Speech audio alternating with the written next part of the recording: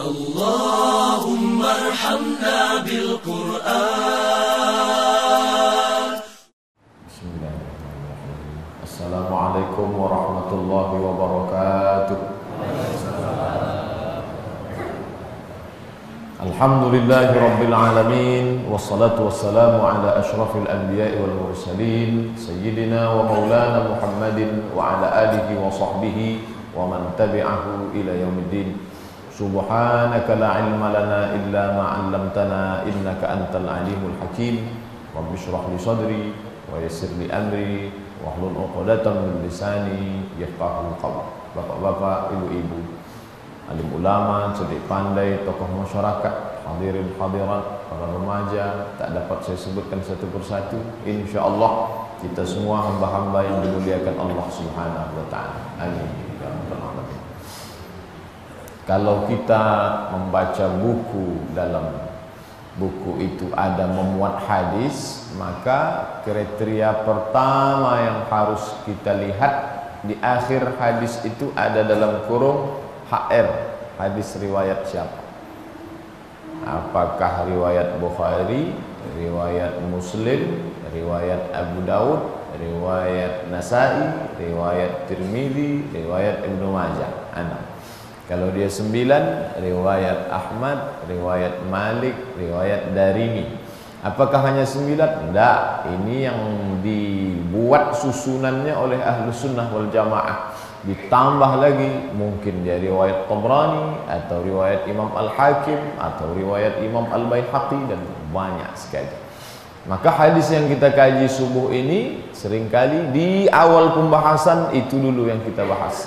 Hadis ini disebutkan oleh Imam Ahmad bin Hanbal dalam kitab Al-Musnad, juga disebutkan oleh Imam Al-Hakim dalam kitab Al-Mustadrak, juga disebutkan oleh Imam At-Tabrani, juga disebutkan oleh Imam Al-Baihaqi, juga disebutkan oleh Imam Ibnu Asakir dalam kitab At-Tarikh.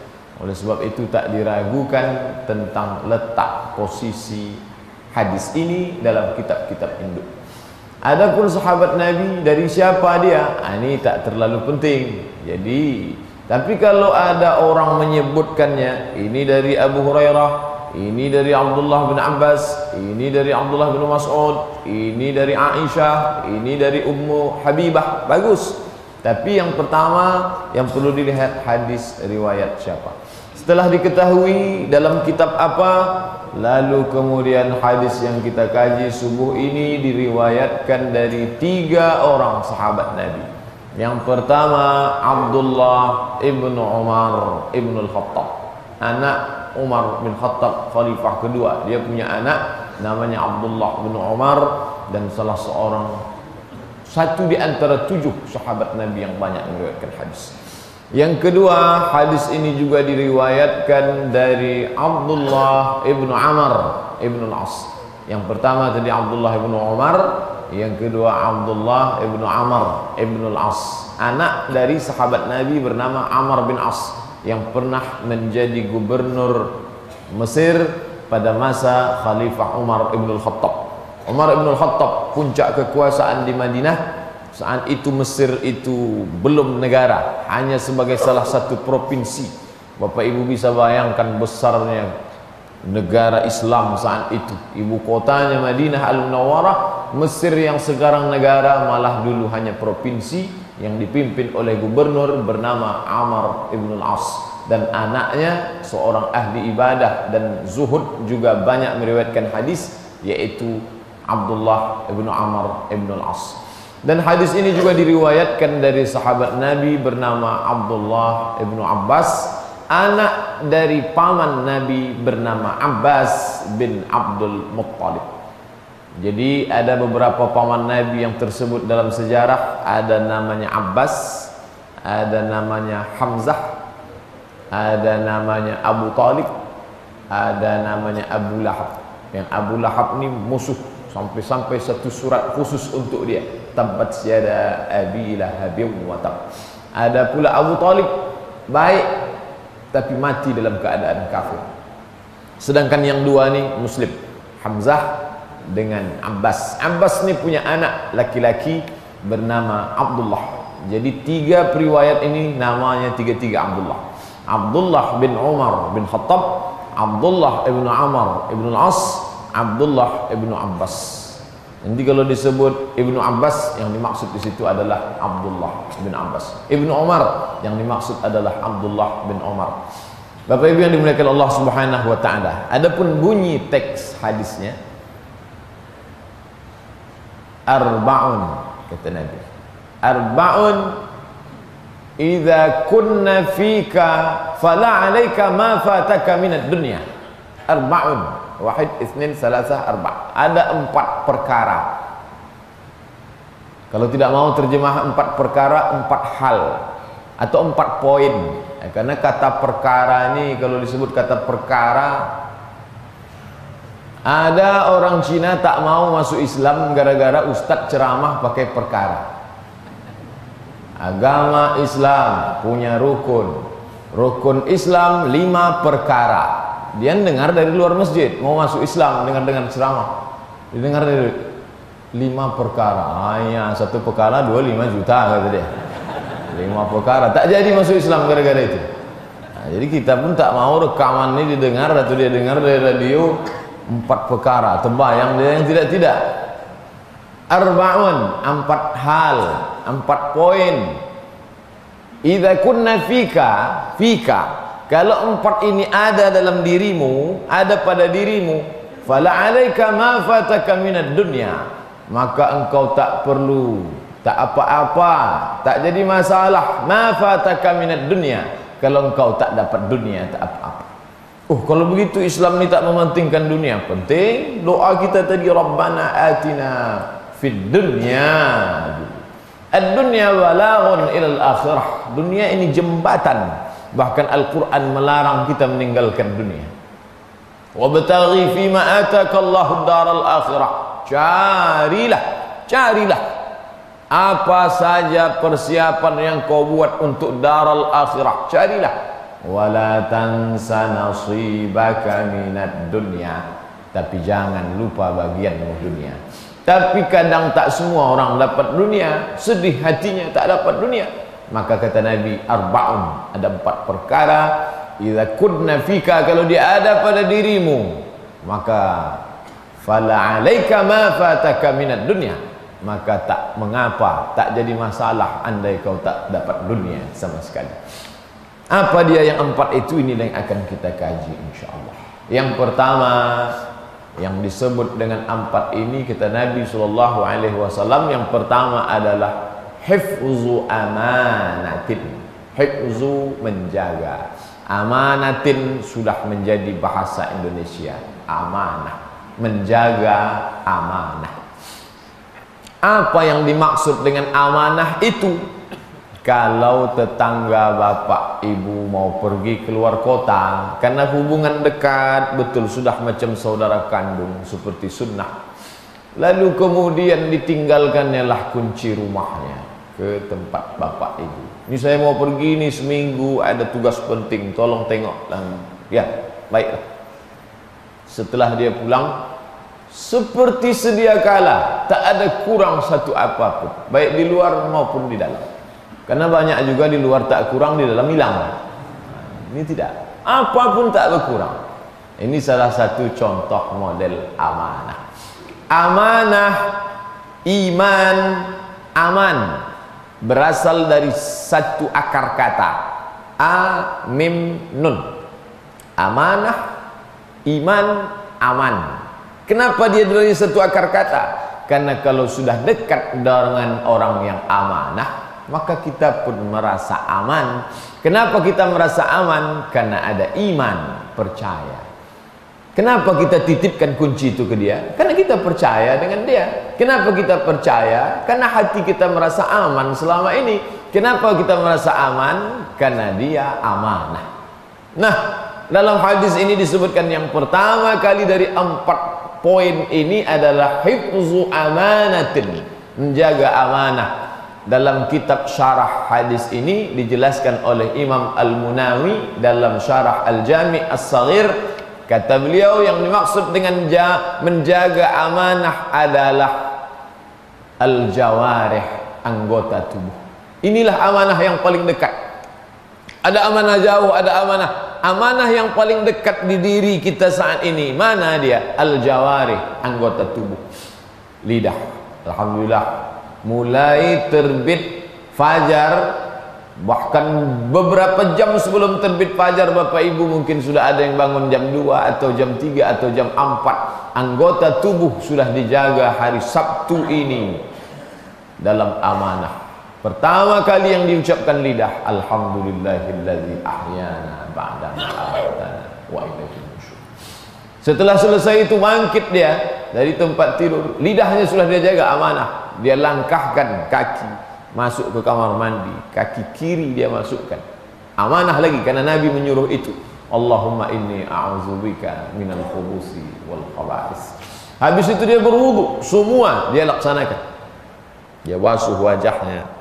Dalam hadis riwayat Sunan Ibni Majah, keluarlah dosa dari kelopak mata. Ketika dia basuh tangannya, keluarlah dosa dari celah jari jemari. Ketika dia usap kepalanya, keluarlah dosa sampai dari lubang telinga. Ketika dia basuh kakinya, maka keluarlah dosa dari celah-celah kuku-kuku kaki. Habis itu dia pun bermunajat kepada Allah, asyhadu an la ilaha illallah syarikalah wa asyhadu anna muhammadan abduhu wa rasuluh.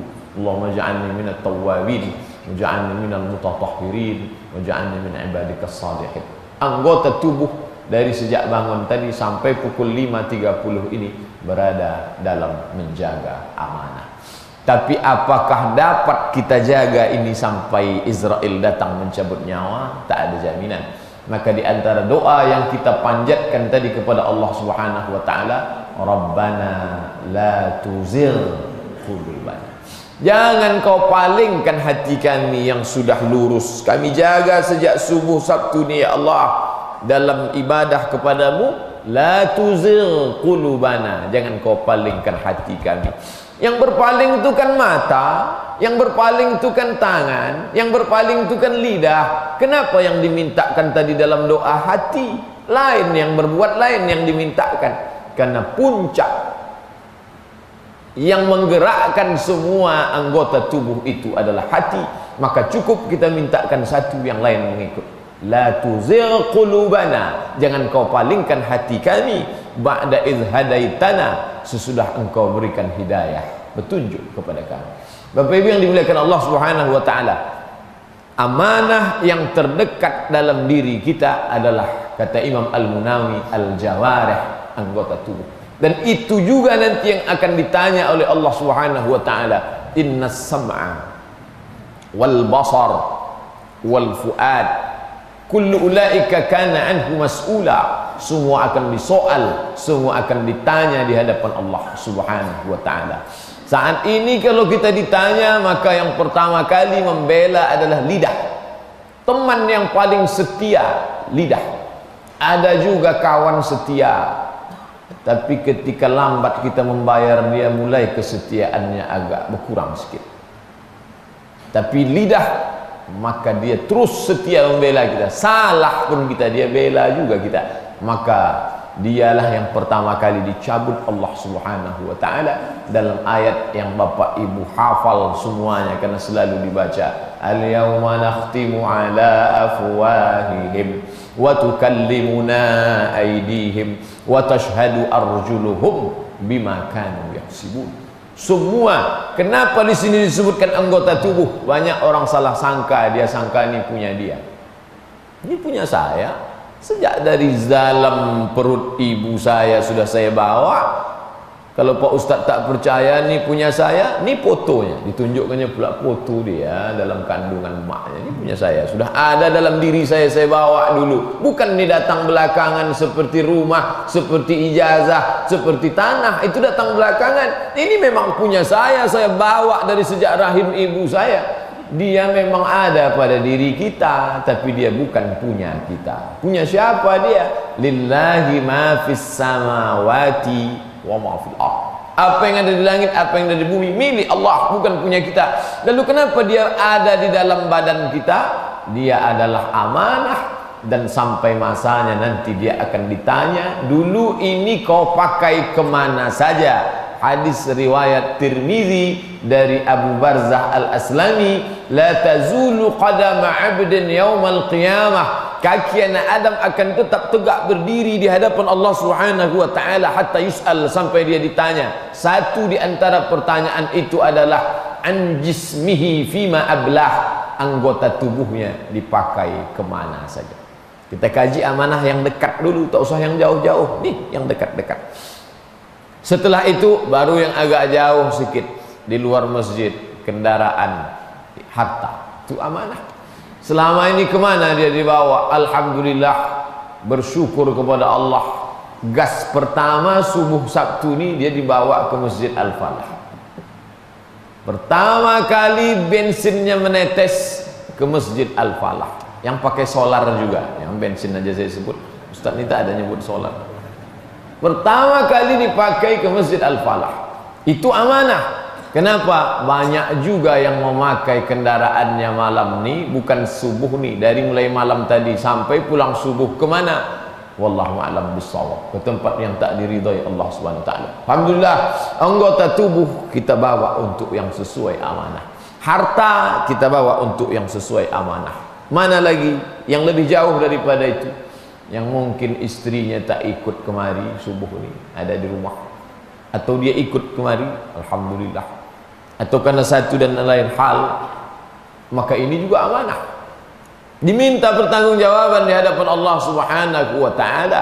Ketika seorang lelaki berjabat tangan dengan lelaki yang lain, satu calon mertua, satu calon menantu, saat itu mereka yang sebelumnya haram menjadi halal, yang sebelumnya tak boleh dilihat menjadi dibenarkan oleh Allah Subhanahu wa taala. Istahlaltum furujahunna, yang sebelumnya haram kamu lihat, kamu pikirkan pun haram menjadi halal. Siapa yang menghalalkannya? Bikalimatillah, dengan kalimat Allah Subhanahu wa taala. Tapi tak banyak orang yang memahami saat itu dia sedang memindahkan amanah. Yang selama ini aku menjaga dia, saat ini aku pindahkan kepada engkau. Maka dalam hadis dikatakan, kullukum ra'in, kamu pemimpin, wa kullukum mas'ulun an ra'iyatih, kamu akan ditanya, karena itu semua adalah amanah. Sebagaimana bapak ibu bertanya tentang yang bapak titipkan kepada orang yang menerima titipan, maka itu pun akan ditanya di hadapan Allah Subhanahu wa taala. Bapak ibu yang dimuliakan Allah, andai kata Nabi hilang dunia dari dirimu, tapi dapat kau jaga yang empat ini, fala alaika ma fataka minad dunya, tak jadi masalah dunia tak kau dapatkan, asalkan ini kau selamat, karena ini akan ditanya di hadapan Allah Subhanahu wa taala. Adapun dunia yang sempat kita jalani dalam usia 63 tahun, potong masa kanak-kanak 13 tahun tinggal 50, berapa lama lah 50 itu, begitu cepat waktu berlalu. Dulu nampak kita lagi dia anak-anak melompat-lompat, sekarang sudah menjadi ibu anak-anak. Dulu kawan akrab dekat, sekarang sudah tak pergi ke tempat yang lain, tak lagi dapat dikenali. Apa maknanya? Begitu cepat.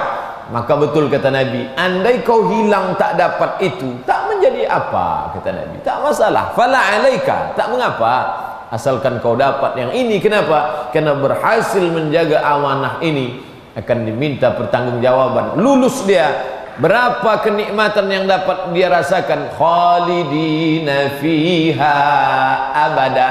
Tapi jangan lupa, gagal pada amanah ini, apa yang akan dirasakan? Andai masuk dalam azab, diletakkan di bawah tapak kakinya, yaghli biha dimaruhu, mendidih otak di kepalanya, berapa lama dia rasakan?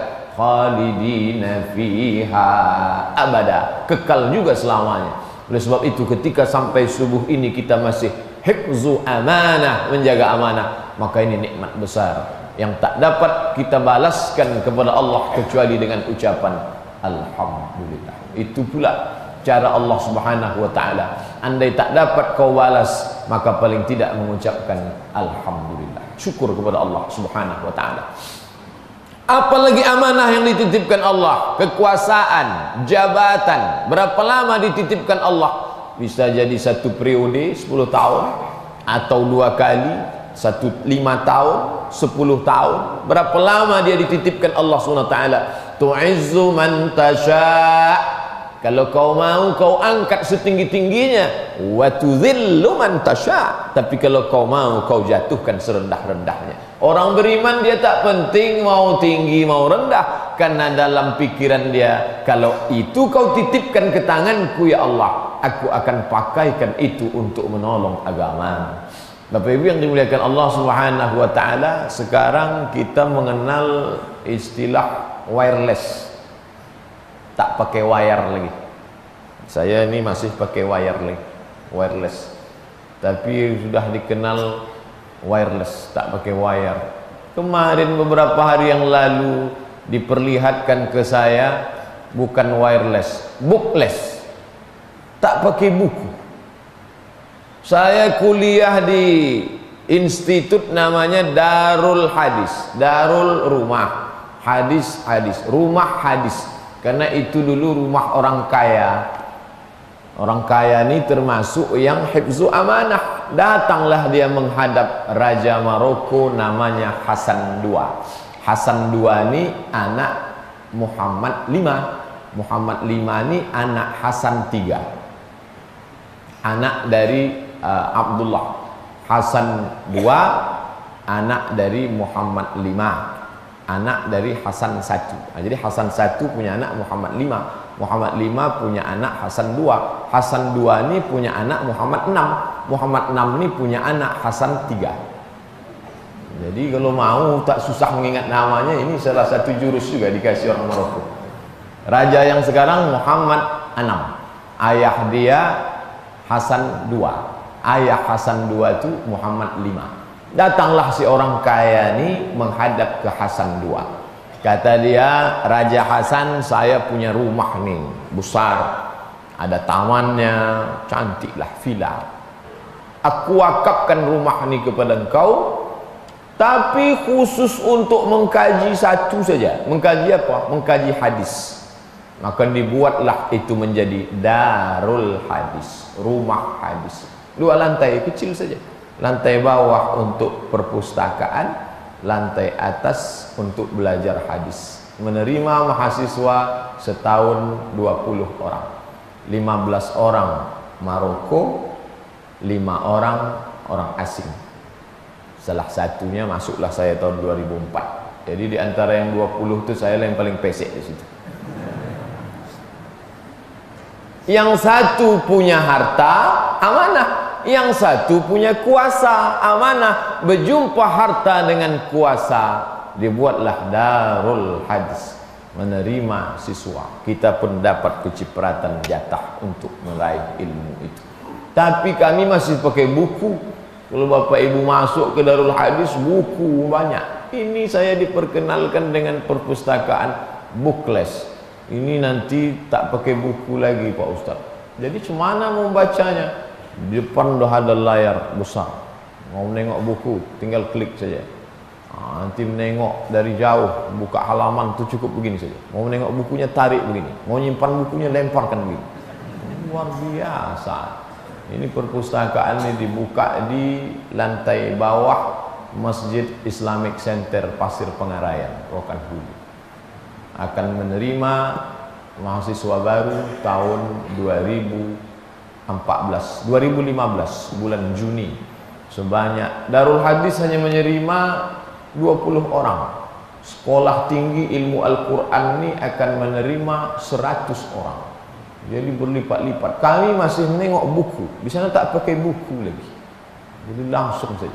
Oleh sebab itu maka ketika berjumpa harta dengan kekuasaan, maka tertolong agama Allah, tapi dengan syarat ada amanah di dalamnya. Ini sekedar sampel contoh. Bapak Ibu yang mau membuat yang lain, oh kalau Pak Ustadz bercerita tentang perpustakaan bookless, kami akan membuat les yang lain. Oh, bisa saja macam-macam. Tapi jangan pula saking les semuanya tak ada, apapun tak ada sama sekali. Oh, enggak. Ini maknanya tetap kita wujudkan dalam bentuk yang nyata. Bapak Ibu yang dimuliakan Allah Subhanahu wa taala, hifzu amanatin, menjaga amanah. Yang kedua, kata Kata Nabi SAW, wa sidqu hadisin. Sidqu, ini yang selalu kita ucapkan selesai membaca Quran. Sadaqallahul azim. Sadaqa, benar. Orang yang benar itu bergelar Siddiq. Abu Bakar As-Siddiq. Sidqu hadisin, yang pertama tadi hifzu amanatin, menjaga amanah. Yang kedua sidqu hadisin, benar hadis cerita. Ceritanya benar, cakapnya betul, tak membuat-buat cakap. Inilah yang sekarang yang payah nih. Kata orang, beda kalau meninggalkan duit sama cerita. Kalau cerita sejengkal, itu panjangnya kita tinggalkan agak 2 hari, bisa semeter, bisa 1 kilometer. Tapi kalau duit kita tinggalkan 1 juta, insya Allah 1000 perak pun tak bersisa lagi. Apa maknanya? Yang kedua ini sidqu hadisin, cerita yang benar. Sekarang ini cerita banyak tak benar. Sampai-sampai balik ke Hasan II lagi, anak dari Muhammad V. Hasan II berpesan kepada anaknya, nak, nanti kalau kau baca koran, yang perlu kau percaya itu 2 saja, tanggal sama harga.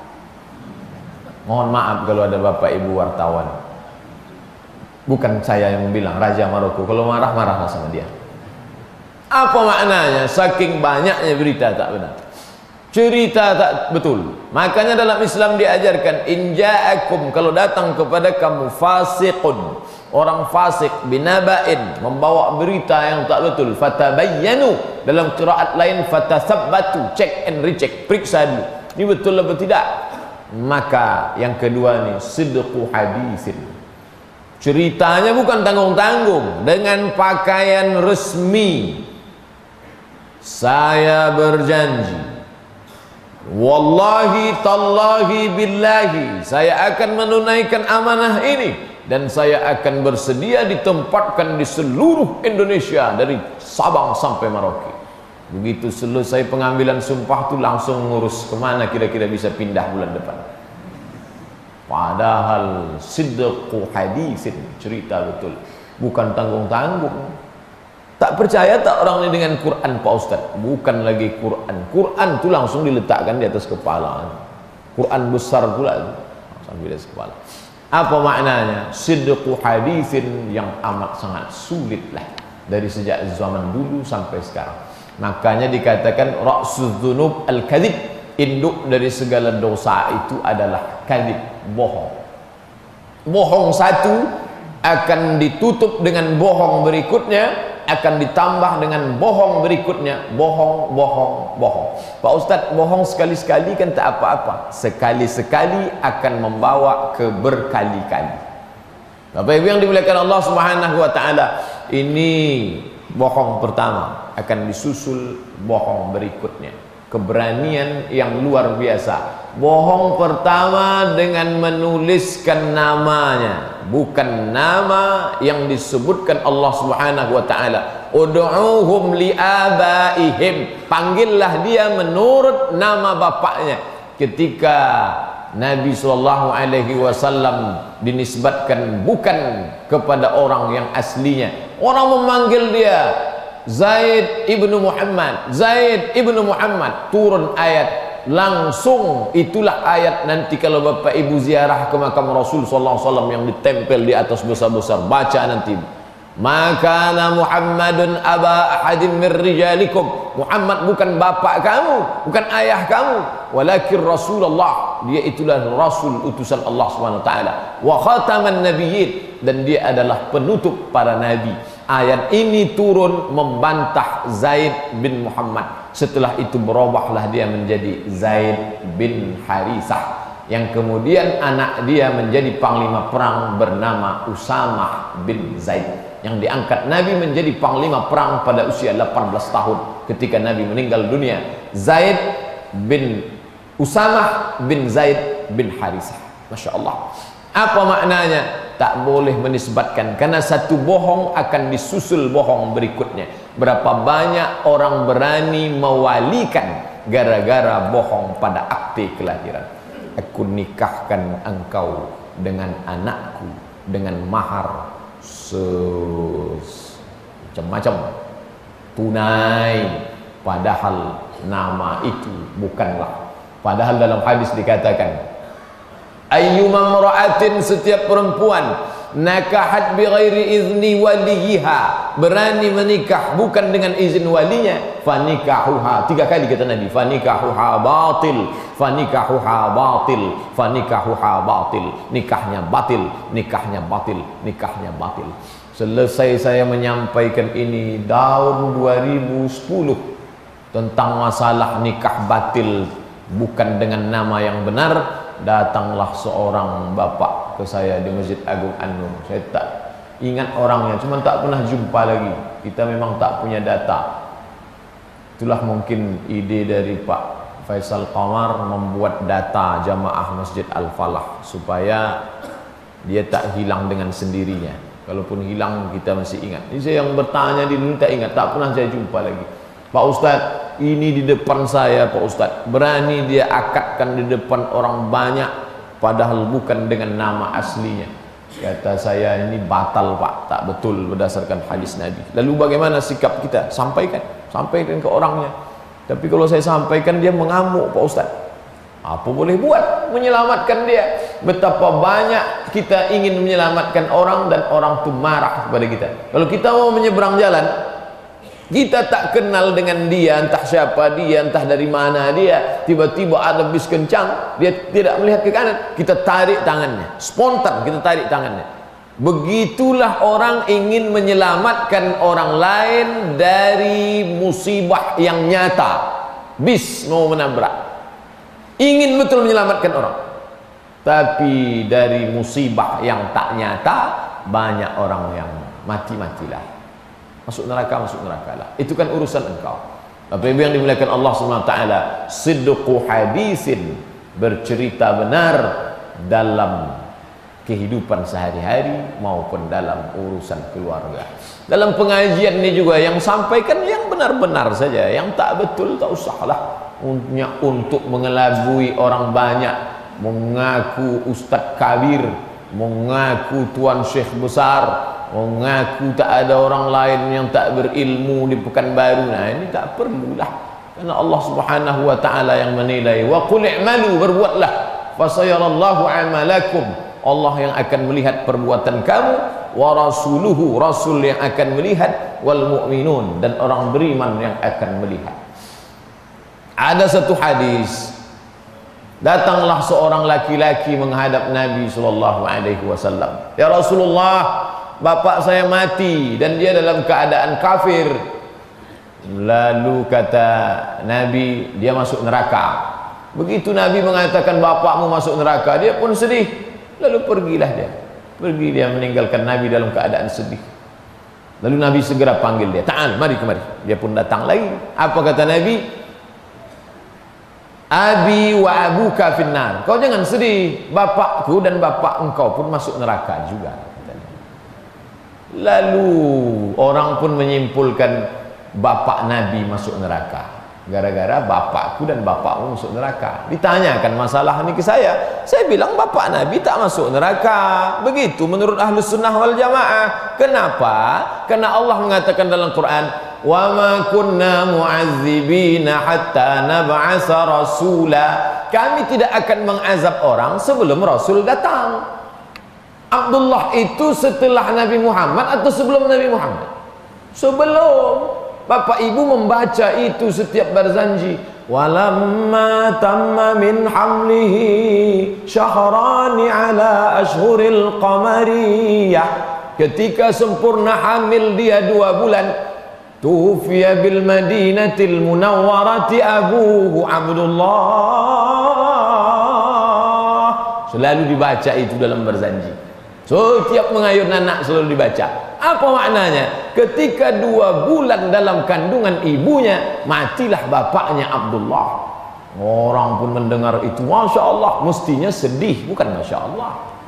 Sedih karena bapaknya meninggal. Wa ma kunna mu'azzibina, kami tak akan mengazab hatta nab'asa rasula, sampai kami mengutus rasul. Lalu yang dia maksud abi, bapakku di situ siapa? Pamanku Abu Talib.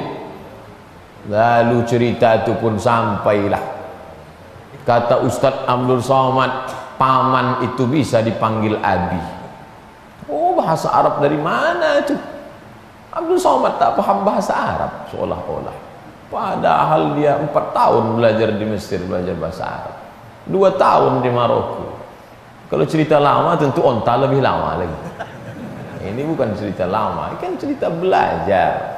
Bahasa Arab dari mana itu? Oh, paman dipanggil abi. Penggunaan paman kepada paman dipanggil abi itu umum. Syekh Ibnu Utsaimin pun menyebutkan itu dalam tafsirnya. Dalam syarah dia kitab Riyadhus Shalihin pun dia katakan bahwa memanggil paman dengan sebutan abi, itlaqul ab alal am, memanggil paman itu dengan abi adalah perkataan yang umum. Oleh sebab itu maka sampaikanlah dengan apa adanya, jangan mengelabui orang banyak hanya karena ingin betul kata Nabi, sidqu hadisin, menyampaikan dengan yang benar, karena ini semua akan diminta pertanggungjawaban di hadapan Allah Subhanahu wa taala. Yang ketiga kata Nabi sallallahu alaihi wasallam, wa husni khaliqatin, wa husnu khaliqatin, bergaul dengan baik. Khaliqatin tidak hanya kepada manusia, tapi disebut khaliqah, semua makhluk Allah Subhanahu wa taala. Banyak orang bersama manusia bagus, bergaul sama manusia, tapi ketika bersama dengan binatang, Umar bin Khattab pernah menjatuhkan hukuman ta'zir kepada seorang laki-laki yang menyiksa keledai karena memberi beban yang di luar kemampuan keledai. Bayangkan, kami kan tak berinteraksi dengan binatang zaman sekarang Pak Ustaz. Memang kita tidak lagi pakai keledai setelah ada truk, kita tidak lagi pakai kuda setelah ada kendaraan bermotor, tapi banyak orang masih memelihara binatang, tidak dia pedulikan makannya. Maka muncullah lagu di Sangkar Emas menceritakan bagaimana sakitnya binatang. Senang dia menengok binatang itu menjerit, bagus suaranya Pak Ustaz. Diadakan lomba binatang menjerit, padahal berkicau, padahal kalau dipanggil lah yang paham bahasa binatang, kira-kira apa yang dijeritkan binatang? Dari sejak muda dia sampai tua di sangkar. Bisa jadi yang dia teriakkan itu nikah, nikah kata dia. Tapi kata orang bagus suaranya Pak Ustaz. Menyakit. Oh, kalau begitu Pak Ustaz melarang memelihara binatang. Tak, bukan dilarang. Apa dalil boleh memelihara binatang? Ketika ada sahabat Nabi punya anak laki-laki namanya Umair, dia punya burung pipit namanya Nughair. Lalu ketika dia menangis burungnya itu mati, datang Nabi bercanda dengan dia, ya Umair, ma fa'alan Nughair, wahai Umair, apa yang sedang dilakukan burung pipit, padahal burungnya sudah mati. Ini menunjukkan takriri bahwa Nabi membolehkan memelihara burung. Kiaskan yang lain, ikan boleh, oh tanaman hias, tapi cukup makannya, cukup, jangan sampai menyiksa binatang. Husnu khaliqatin. Kenapa Ustaz tak bahas hubungan dengan manusia? Banyak orang santun baik kepada manusia, tapi sesama selevel dia. Kalau dengan di bawah dia, Masya Allah, maka Islam mengajarkan a'tul ajira ajrahu qabla an yajiffa araquhu, berikanlah upah pekerjamu sebelum kering keringatnya. Tapi jangan gara-gara hadis ini yang bayar akhir bulan setiap nunggu kering keringat, begitu kering bayar, begitu kering bayar, bukan itu makna. Disegerakan pembayarannya. Kalau biasa akhir bulan, ya di akhir bulan. Apa maknanya? Jangan sampai menzalimi orang. Maka Nabi SAW mengajarkan wa husnu khaliqatin, berbuat baik kepada makhluk Allah Subhanahu wa taala. Betul kata Umar bin Khattab, kalaulah bukan karena 3, sudah lama aku ingin meninggalkan dunia dan isinya ini. Salat, baca Quran, dan berjumpa dengan orang-orang saleh. Ketika dunia ini terasa sempit, Saat itu dia mengadu kepada Allah, wajjahtu wajhiya lillazi fataras samawati wal arda hanifan musliman wa ma ana minal musyrikin.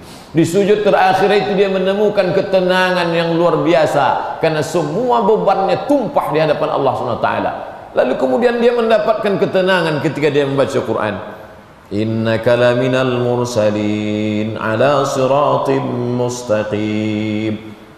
Mendatangkan ketenangan dalam batinnya. Kemudian kapan batinnya tenang? Ketika berjumpa dengan orang-orang saleh, berjumpa dengan jamaah Al-Falah. Apa kabar? Masya Allah. Berjumpa besok subuh Ahad di masjid.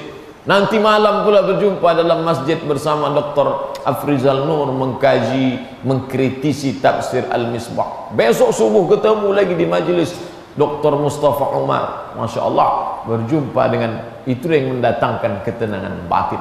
Maka dalam hadis dikatakan, fala alaika ma fataka minad dunya. Tak mengapa kalau kau tak mendapatkan dunia selama yang empat, dan satu di antara yang empat itu adalah husnu khaliqatin, menjalin hubungan baik.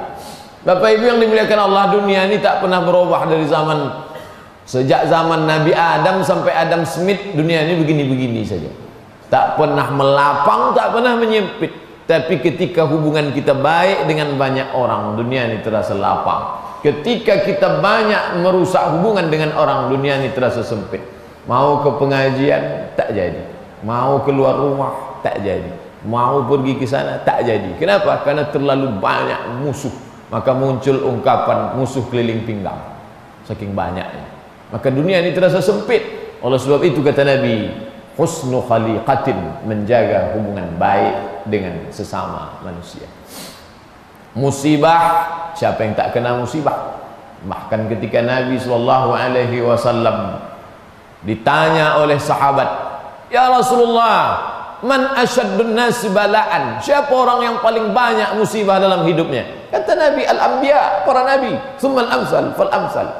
Oleh sebab itu, ma asaba min musibatin, segala musibah fil ardi, di atas muka bumi, wala fi anfusikum, terjadi pada dirimu, illa fi kitab, semua sudah kami tuliskan di Lauhul Mahfuz, min qabli an nabra'aha, sebelum tercatat, sebelum kami wujudkan dalam bentuk yang nyata, semua tercatat. Oleh sebab itu ketika terjadi, tapi bukan karena ulah perbuatan diri sendiri, tapi memang niat baik, buat baik, laku baik, datang yang tak menyenangkan hati, ini memang sudah takdir Allah Subhanahu wa taala. Maka dunia akan terasa sempit kalau tak ada hamba-hamba Allah. Tapi ketika husnu khaliqatin, menjalin hubungan yang baik, maka Allah Subhanahu wa taala mendatangkan kelapangan dalam hati orang yang beriman. Bapak Ibu yang dimuliakan Allah Subhanahu wa taala, saya pun dalam perjalanan hidup mengalami hal-hal, tapi ketika husnu khaliqatin, dengan Masya Allah jamaah menjalin hubungan yang baik, datang telepon ke saya, Pak Ustadz, katanya STNK Pak Ustadz sama SIM ditahan Pak Polisi, Pak Ustadz. Oh sudah dapat beberapa hari yang lalu. Katanya Pak Ustadz perlu ini Pak Ustadz. Oh tidak. Berapa malam yang lalu makan saya di rumah makan, hujan lebat. Selesai itu pas mau pulang, Pak Ustadz tidak usah dibayar. Kenapa? Saya bilang, tadi ada orang yang membayarkan. Di mana dia? Di sudut itu. Terus orangnya sudah pergi, entah kemana, bos. Saya kalau yang membayarkan tuh orangnya nyata, di alam nyata itu selalu ketemu. Tapi ini di alam gaib, tak nyata orangnya, entah di mana. Masuk ke kendaraan, saya ucapkan alhamdulillah. Sampai sekarang tak nampak orang. Alhamdulillah rabbil alamin, wassalatu wassalamu ala asyrafil anbiya'i wal mursalin. Allah panjangkanlah umurnya. Karena kata Nabi, man ahsana ilaikum, siapa yang berbuat baik kepada engkau, fakafi'uhu, balaslah dia. Kalau kau tak sanggup balas, fad'uhu lahu, maka doakanlah dia. Dia tak sanggup kita balas. Kalau nampak orangnya kan bisa kita balas, besok kita ajak pula dia. Kalau kita tak bisa balas, maka kita doakan dia, entah di mana dia berada, panjang umurnya, murah rezekinya, disehatkan badannya, mati dia dalam istiqamah iman dan Islam. Maka dunia yang sempit terasa lapang. Kenapa? Husnu khaliqatin, ketika hubungan baik jalankan sesuai dengan tuntunan Allah Subhanahu wa taala.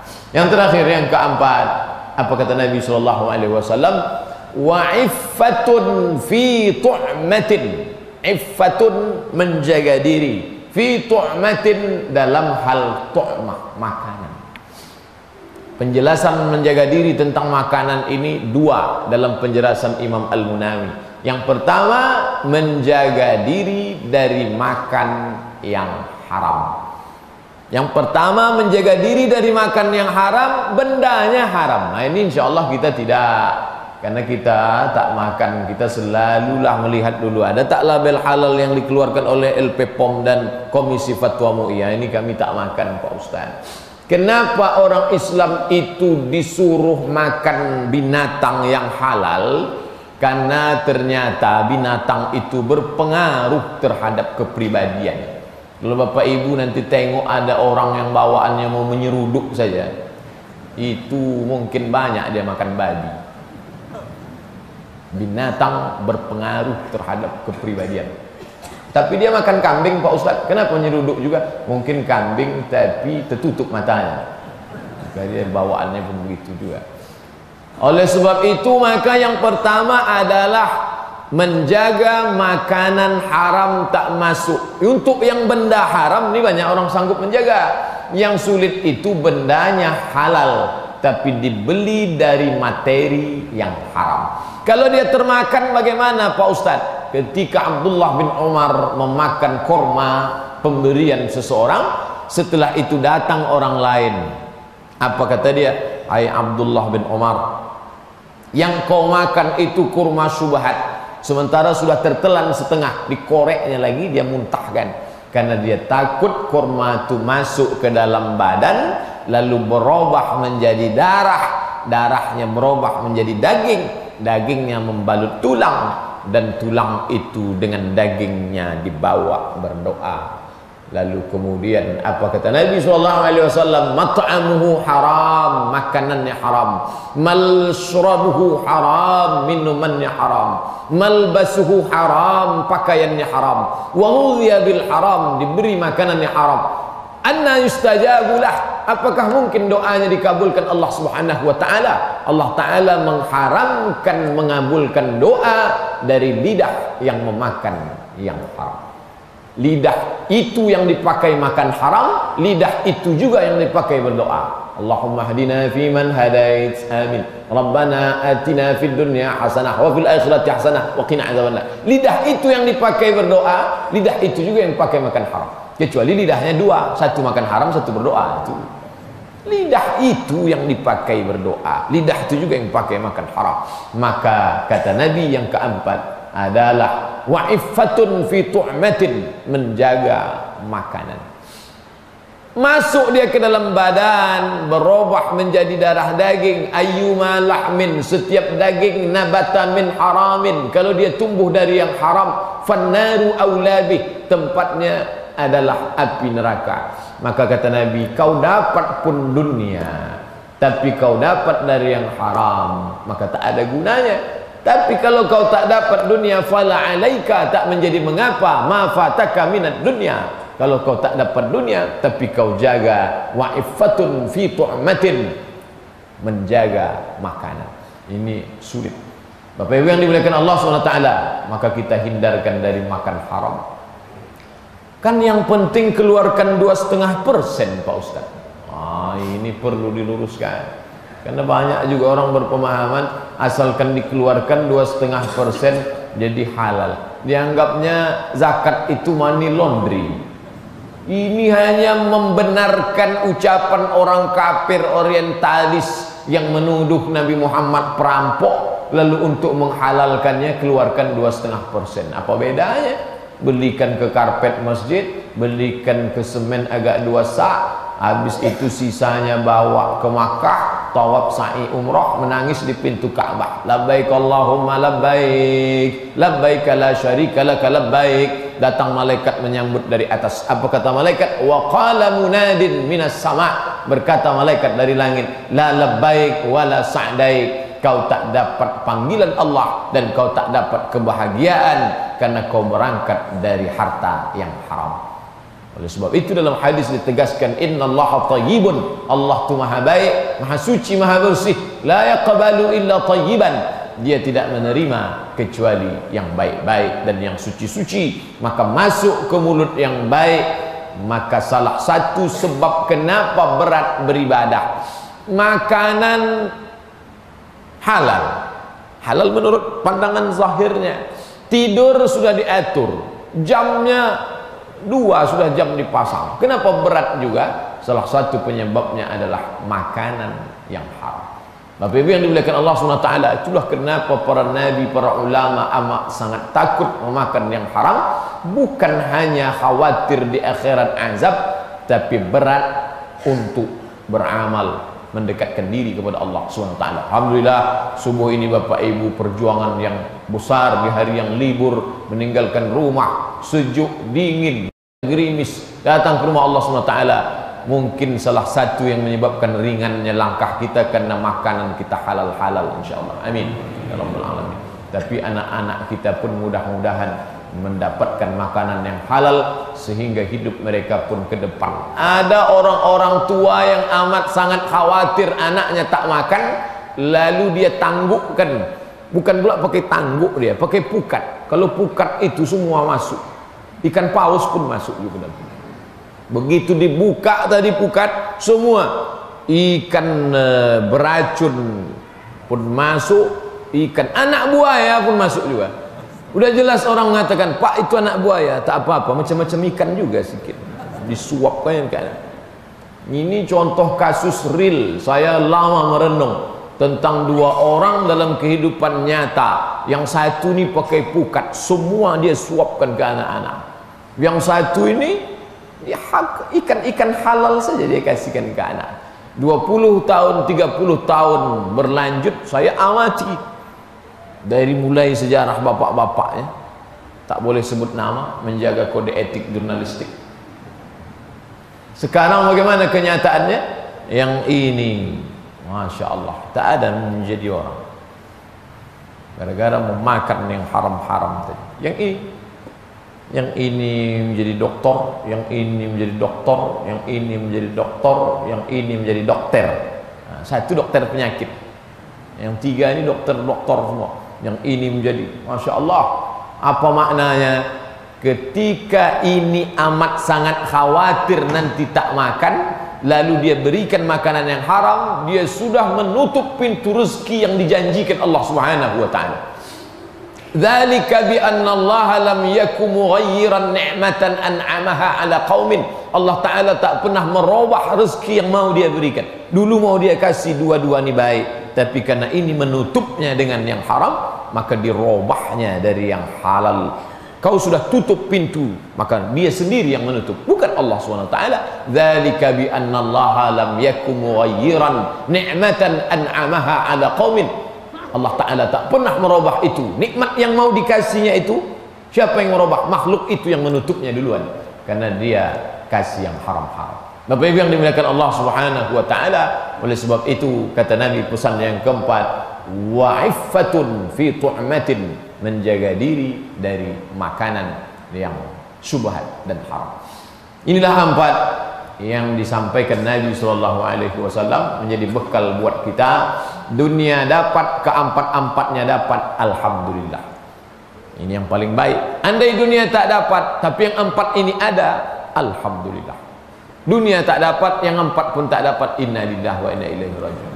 Bagaimana lagi kita di hadapan Allah SWT? Maka 4 ini, 4-4-nya ada Pak Ustaz, tapi belum lagi lengkap. Memanglah, siapa yang bisa mengatakan kalau Ustaz tadi mengampilkan 4 itu sudah ada dalam diri saya? Fala tuzakku anfusakum, jangan kau katakan dirimu suci. Kita selalu mengatakan lidahku belum benar, amanah belum bisa kujaga dengan baik, lidah aku belum benar sepenuhnya, hubunganku dengan orang masih banyak yang rusak, dan makananku pun aku masih ragu ya Allah. Maka hari ini kita sedang mengukur diri kita bahwa sebenarnya kita belum ada apa-apa kalau diceritakan tentang 4 yang lebih baik daripada dunia dan seisi. Itu yang dapat saya sampaikan pada kesempatan kali ini. 54 menit 53 detik, mudah-mudahan ada manfaatnya. Terima kasih atas segala perhatian Bapak Ibu, mohon maaf atas segala kesilapan. Ada hal-hal yang ingin ditanyakan, kita akan bahas dalam tanya jawab insyaallah. Terima kasih. Wassalamualaikum warahmatullahi wabarakatuh.